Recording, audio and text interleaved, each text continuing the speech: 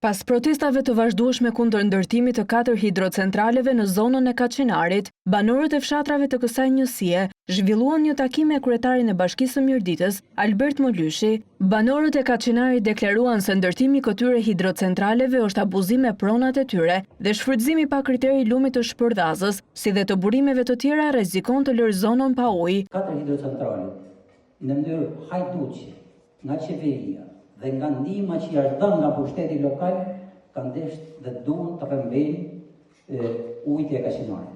Me datë 31 tetor, ka ardhur në Këshillin Bashkiak një çështje e cila rinovon kontratën e qeras nga strave pyjore dhënë firmës që kishte 2 vjeçare këtë kontratë dhe ne me një vendim këshilli unanim ja quam në 10 vjeçare kontratën. Dhe ky është një faj dhe një gabim shumë i madh. Ata e kërkuan kryebashkiakut të ndërhyjë për pezullimin e ndërtimit të hidrocentraleve. Pse të mos bjerë firma këto me na kallëzohu kush është të firmën e kush është kundër atij projekti. Pse nuk e kërkon ti kryetar bashkisë për këta e zgjedhën ti.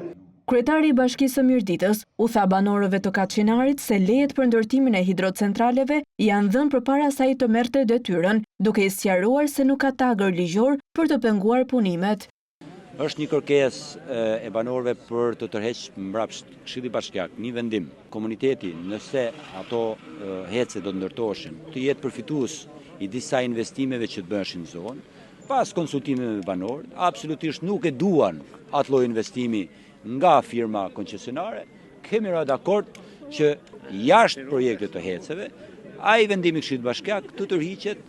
Në këtë takim u ftuan edhe përfaqësues të kompanisë koncesionare që po ndërton hidrocentralet, por këta të fundit kanë refuzuar përballjen me banorët. Leja për ndërtimin e këtyre hidrocentraleve është dhënë nga Ministria e Infrastrukturës dhe Energjisë në vitin 2015.